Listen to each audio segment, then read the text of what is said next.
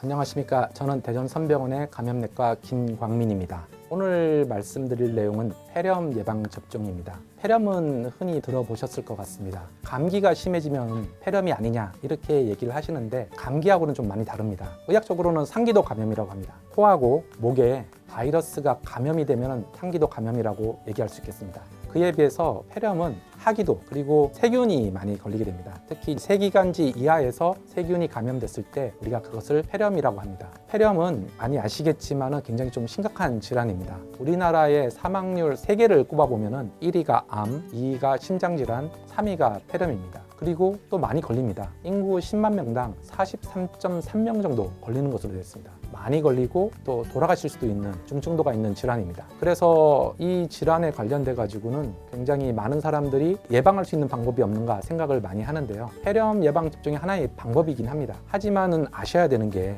폐렴 예방 접종을 한다고 해서 폐렴이 안 걸린다 이런 건 아닙니다. 그 이유는 폐렴은 여러 가지 균주에 의해서 걸릴 수가 있거든요. 세균도 있지만은 바이러스도 있고요. 또는 진균이라고 해서 곰팡이균이라든지 하다못해 기생충도 폐렴을 일으킬 수가 있습니다. 하지만 그 중에서 가장 많은 것은 세균입니다. 이 세균들 중에서도 우리가 지역사회 획득 폐렴이라고 해서 사회에서 걸리는 폐렴 중에서 가장 많은 균이 폐렴구균이라고 되어 있습니다. 실질적으로 우리 폐렴 예방 접종은 다른 말로 폐렴구균 예방 접종이라고 하는데 이런 폐렴구균이 감염되는 것을 막아주게 됩니다. 이런 폐렴구균은 지역사회 획득 폐렴에서 한 25%에서 많게는 40% 정도 차지하는 걸로 되어 있습니다. 그렇다면은 왜 폐렴구균 예방 접종이라고 하지 않고 폐렴 예방 접종이라고 하느냐? 물론 폐렴구균 예방 접종이 모든 폐렴을 다 예방하지는 않습니다. 하지만 폐렴 예방 접종이라고 하는 이름은 이것을 만든 제조사에서 만든 것도 아니고 정부에서 정한 것도 아닙니다. WHO에서 정했습니다.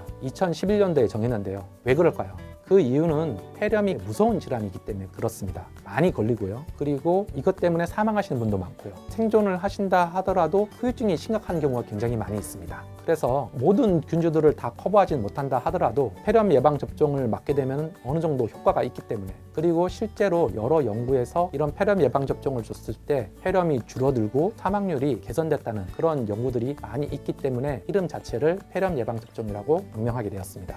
이런 폐렴 예방 접종은 종류가 2가지가 있습니다. 이전에는 13가 백신이었다고 하고 현재 15가 백신으로 많이 대체가 됐는데 저희 대전선병원에서는 현재 15가 백신 하나가 있고 또 하나는 23가 백신이 있습니다. 여기서 숫자가 나오는데요. 이 숫자는 폐렴구균의 A형을 얼만큼 커버할 수 있느냐를 나타내는 숫자입니다. 폐렴구균의 A형은 무려 100가지나 됩니다. 이 100가지 중에서 23가지를 커버하면은 23가 백신이 되는 거고요. 15가지를 커버하면은 13가 백신이 되는 겁니다. 숫자만 보면은 23가 백신이 훨씬 더 좋을 것 같지만은 여기는 단점이 하나 있습니다. 23가 백신은 기한이 5년밖에 되지 않습니다. 그래서 5년 후에는 다시 재접종을 해야 되고요. 그리고 나서도 역가가 좀 떨어진다는 단점이 있습니다. 그래서 대한감염학회에서는 우선적으로 받게 된다면 13가 또는 15가 백신을 먼저 우선적으로 추천을 하고 있습니다. 이것은 한 번만 맞으시면 되고요. 65세 이상이거나 또는 65세 이하라 하더라도 만성질환자 또는 면역 억제자 같은 경우에는 23가 백신을 1년 후에 추가 접종을 하라고 되어 있습니다.